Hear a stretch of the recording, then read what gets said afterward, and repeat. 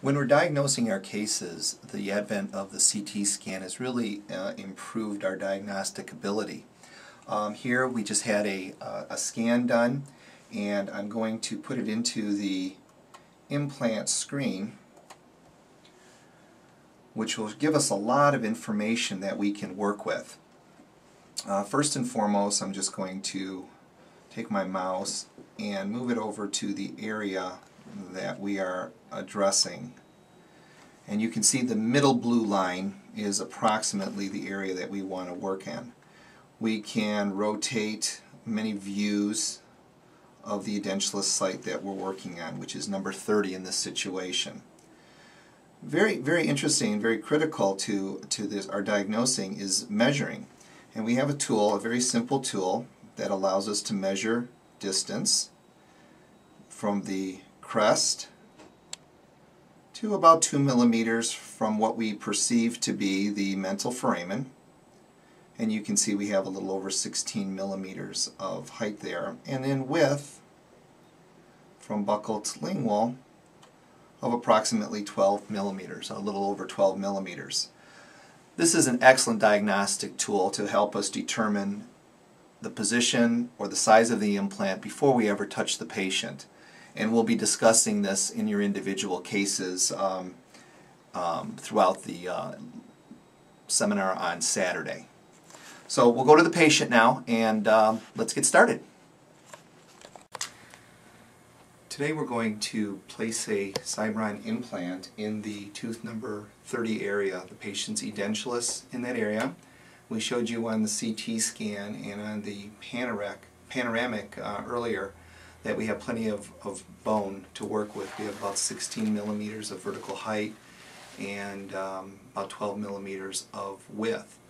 We're going to use a flapless procedure using the Cybron surgical kit, which looks like this. And we have a series of drills. We start with a small drill to a bigger drill to a bigger drill. We're going to predetermine the type of implant or size of implant we're going to use. We're going to use the Cybron 4.1 by 13 millimeter implant, we think. But using the Ladera technique, we're going to determine the exact depth or length of the implant radiographically. This will be a flapless procedure. We'll start with the Lindemann drill, then a 2.2 pilot drill, then move up the scale to the different sizes of burrs, surgical burrs that we want to use. So first thing we need to do is to numb the patient. We're going to use Septicaine, and we're not going to block the patient. We're just going to infiltrate around the surgical site. So I will use Septicaine. We'll walk away for 5-10 minutes, then come back and walk our way up the ridge until the patient has complete anesthesia in the area. So Sherry, if I can have the anesthetic, please.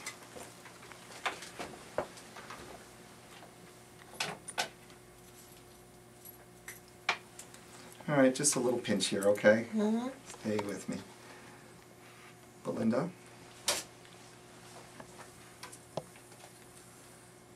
When you're ready. Come down just a little bit. Oh. And we're just going to do a little infiltration in the surgical area. And you can see the tissue blanching already. Okay, we're going to give that a few minutes. Okay, so we have some nice anesthesia, just infiltration. The next thing we want to do with the technique is to measure the exact amount of bone that we have, and we're going to do that with a little ball bearing and some wax. And we talked about this in the lecture a little bit. Can you see that? It's a 5 millimeter ball bearing, and we're just going to simply take some orthodontic wax and embed the little ball bearing in that orthodontic wax. We good there? Okay. So we'll go to the mouth, and I'm simply just going to place this little wax into the area. And here we have orthodontic wax with a ball bearing in position, and we'll stop and we'll take a radiograph, and then we'll demonstrate how to actually measure the amount of bone we have using the DEXIS system. So we're going to use the DEXIS digital radiographic system to approximate with great accuracy the actual vertical height of bone that we have to work with. We already demonstrated using the CT scan in 3 dimensions the type of implant we're going to use. But if you don't take a CT and you know you have a lot of horizontal bone, we can simply use our digital radiograph. So what we want to do is we need to demonstrate a known diameter reference point, which is this 5 millimeter diameter ball bearing that's used here. The ball bearing was simply placed in the edentulous space using that orthodontic wax that we showed, and then we took a digital radiograph. The diameter of the ball is measured, and then we're going to calibrate and create a ratio of the known diameter ball bearing to what we see on the radiograph, which is obviously larger. The ball bearing's measured, and then the vertical height of bone can be measured from the crest of the bone, crest of the ridge, to the apices of the adjacent roots. And here you can see we have nearly 14 millimeters of vertical height. This will help us determine the length of implant that we want to use. The implant that we'll probably use in this situation will be a 13 millimeter implant. So the DEXIS digital radiographic system is a really good tool in helping you place the implants correctly. We'll take our perio probe and kind of determine where we want to place the implant. We want it to be about at least 2 millimeters from the adjacent teeth, but you can see we have plenty of room here, so that's not going to be an issue. And we're going to want it pretty much in the center for a molar tooth. So the next thing we're going to do is we're going to take the liniment drill, which is a very sharp, pointy drill, and determine our correct position and our angulation. And we're going to go to about 7 millimeters. And we're kind of pumping, going through the tissue, funny feeling. Once we break through that cortical plate, I'm going to go to about 7 millimeters. Copious amounts of water. Kristen, can you hold that, please? I'm going to take the drill away from the handpiece, and we're going to put it back in the mouth, and you won't be able to close, okay? It looks like we're in pretty good position, so we'll stop and take an x-ray, and we'll tell the patient try not to close down, okay? So you can see with the liniment drill in place, I went down about 7 millimeters, but we also have soft tissue there, and you can see I think our angulation looks pretty good. We're in the center of the ridge, mesial and distal. So I think we're ready to go to our next size drill. But before we do that, we're going to punch the tissue and see the tissue depth. So the next thing I'm going to do is use our tissue punch, if we can focus in on that. And it's simply a round blade. This is a flapless procedure, so there's no scalpel involved. And I'm going to go to site. Get my hand out of the way, and simply lots of water again, kind of going in an elliptical position to bone.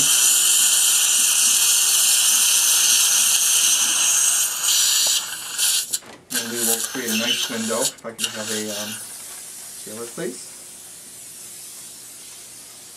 Thank you.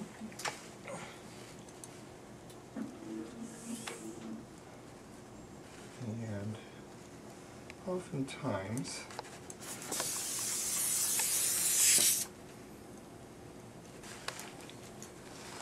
we will get a nice little piece of tissue, great for making soup. And perio probe. So now we have a little window of soft tissue, and we can take our periodontal probe and determine what's our depth of tissue. And it's about 2 millimeters on the lingual, about 2 millimeters all the way around. So if our plan was to use a 13 millimeter depth implant, we can actually measure to 15 millimeters to the height of the tissue, or if we can see the bone, we can just go to 13 millimeters at the level of the bone. But in this situation, because this is a flapless procedure, we're going to measure to 15 millimeters to the height of the soft tissue. So we're going to use our 2.2 drill next. And again, if you look at the markings, if you can see them, 7 millimeters, 9, 11, 13, 15. So let's go ahead and use our 2.2. But let's not go all the way down to depth because we want to take an x-ray to make sure that we're nowhere near the nerve of the tooth. And if you can open again.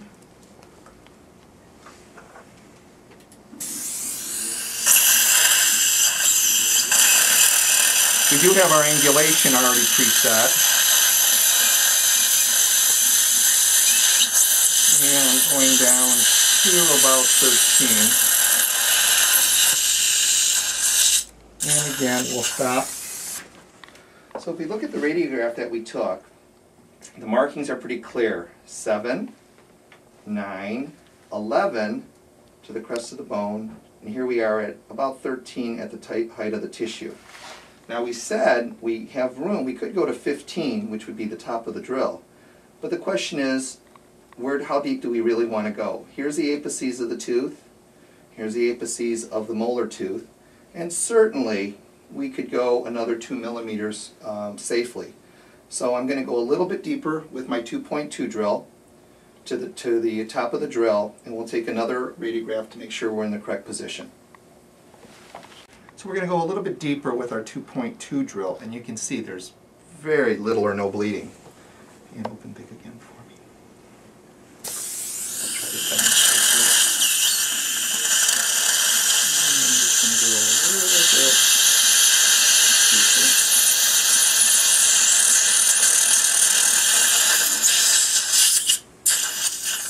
Okay, and we'll stop and put the drill in and take another radiograph just to ensure we're in the correct position.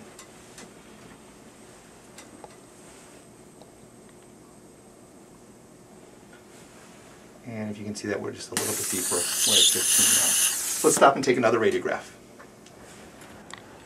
So we went a little bit deeper, about 2 millimeters deeper to the 15 millimeter line. You can see we're just about at the apices of the adjacent roots, which is a very safe position to be in. So let's move on to our next size drill and see what happens. We'll now do the 3.3 millimeter diameter drill. And open for me.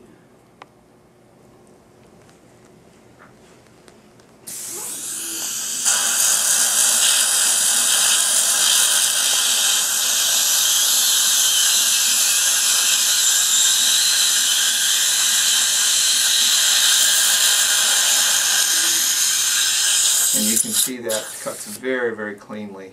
And we can show you that 3.3 is a little bit wider diameter. And I will take this burr out. So we take a radiograph with the 3.3 implant twist drill in position, and we can clearly see that looking at the notches on the x-rays, remember 7, 9, 11, 13, the mesial aspect is nearly at the crest of the bone. The distal aspect looks like it's a little bit taller, but that's okay, we'll work with that. Important that we realize too that that 3.3 millimeter implant twist drill is really only 2.8 millimeters in diameter. Next, we'll use the 4.3 implant twist drill, which is only 3.5 millimeters in diameter. So we're actually undersizing our osteotomy. We're visualizing what we want to do. We get to the proper depth, which is 13 millimeters into bone. We've compensated for the soft tissue in this situation. So we'll put the 4.3 millimeter twist drill, or for the twist drill for the 4.3 millimeter implant, which is a 3.5 millimeter in diameter. Again, we're undersizing the osteotomy so that we get great initial stability of the implant. Here is the packaging of the Cybron XRT implant system, and you can clearly see it's 4.1 millimeters in diameter by 13 millimeters in length. It is a hex.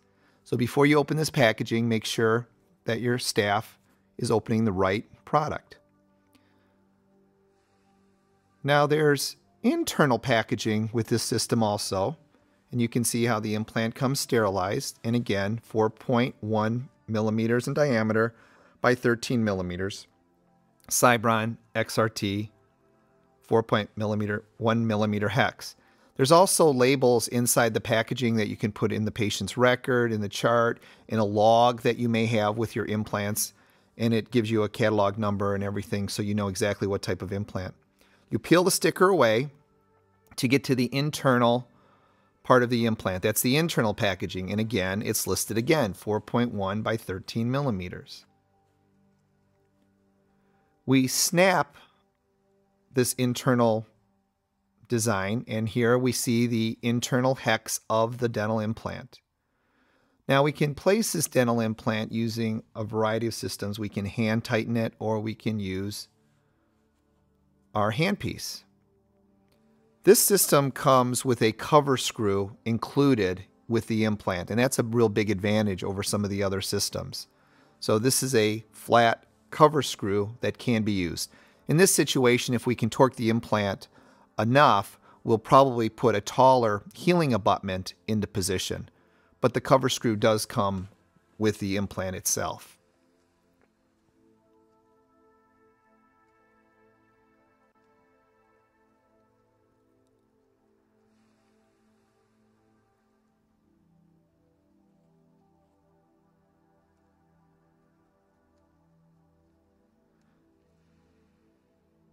Now the Cybron system comes with a variety of tools, and here is a hex tool that is used to carry the implant to site. We can hand tighten the implant into position, or we can use our handpiece to place the implant. Now it's imperative that if you're going to use the handpiece, you don't use any water, there's no irrigation, and we turn it down to 35 RPMs at 25 Newton centimeters of torque. That means the implant will stop rotating when it reaches 25 Newton centimeters of torque. So here you can see the electric handpiece being used to insert our implant and hit the foot control. And we'll try to show the implant going in very, very slowly, no more than 35 RPMs.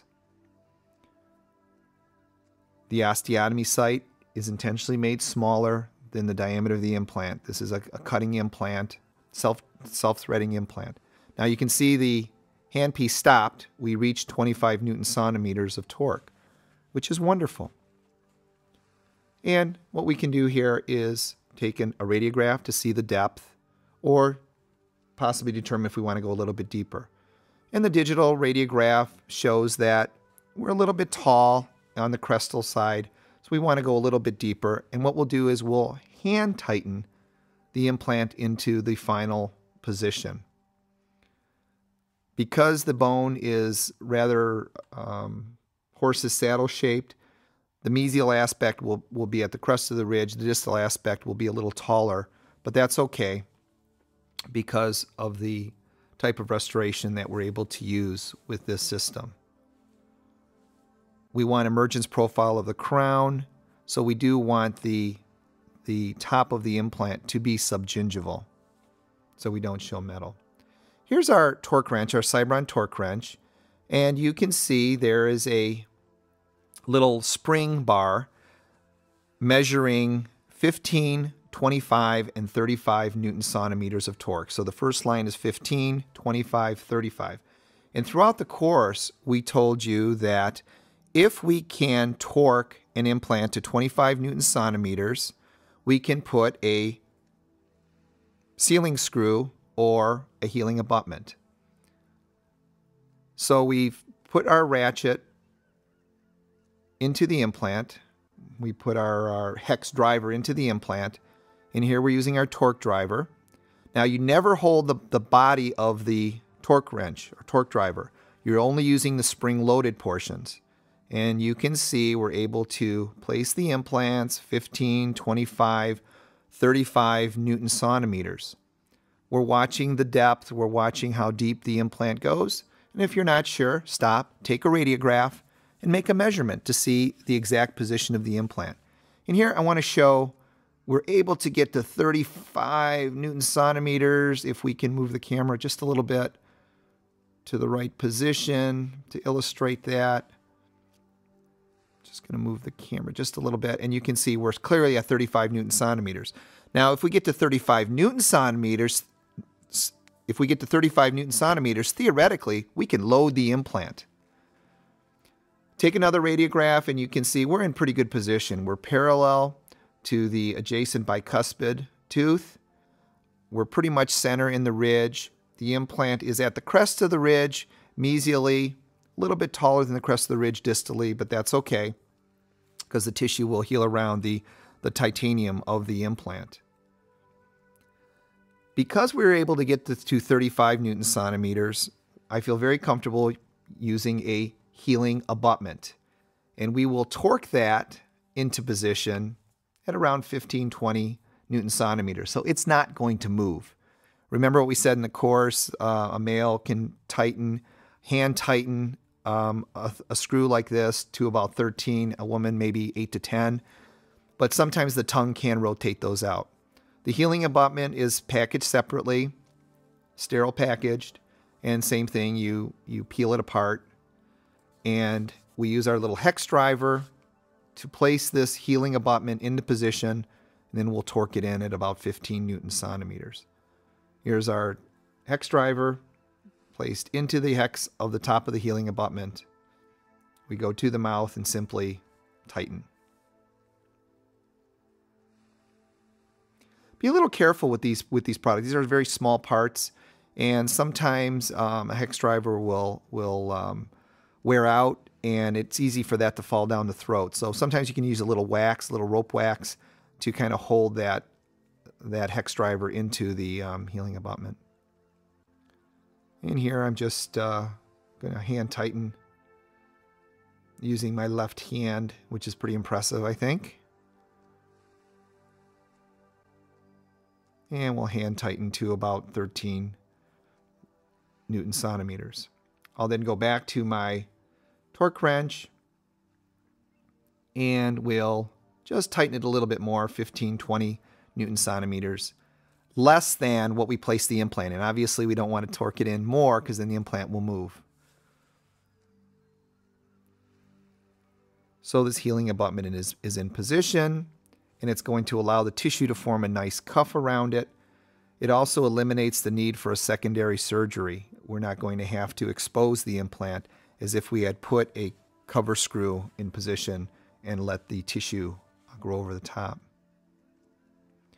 So here we're just looking at the position of the implant, pretty much center of the ridge, and we are in great shape.